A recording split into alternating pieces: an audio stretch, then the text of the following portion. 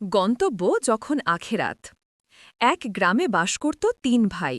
বড় ভাই ইমরান, নামাজ রোজা নিয়মিত, আল্লাহ ভীরু মানুষ।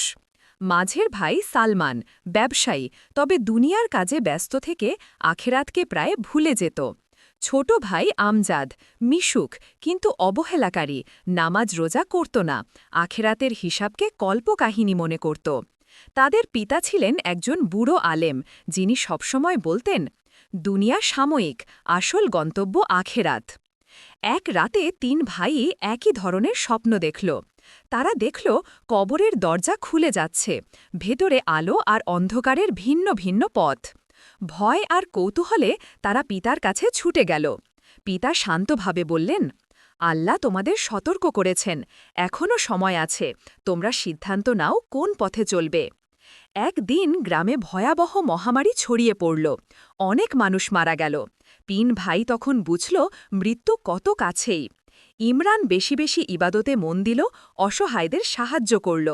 সালমান ব্যবসা চালালেও গরিবদের জন্য দরজা খুলে দিল, আল্লাহর পথে দান শুরু করল। আমজাদ প্রথমে এসবকে তুচ্ছ করলেও এক ঘনিষ্ঠ বন্ধুর মৃত্যু দেখে কেঁদে ফেলল। তার অন্তরে ভয় জাগল, যদি আমিও হঠাৎ চলে যাই। কিছুদিন পর তাদের গ্রামে বজ্রপাত হল। সবাই নিরাপদে থাকলেও ৩ ভাই একসাথে বেহুশ হয়ে পড়ল।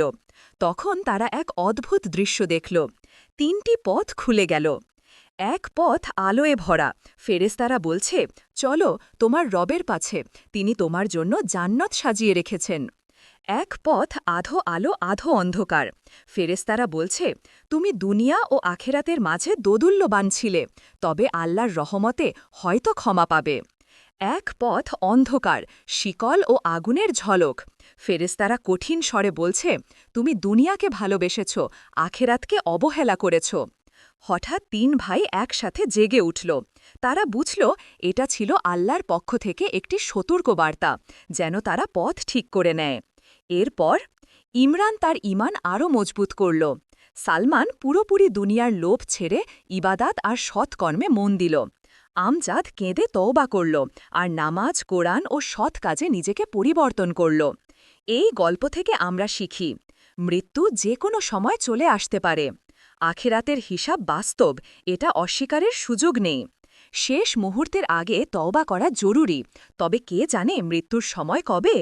আসল গন্তব্য দুনিয়া নয়, আখেরাত। আকাশ ছুঁয়ে ওড়া।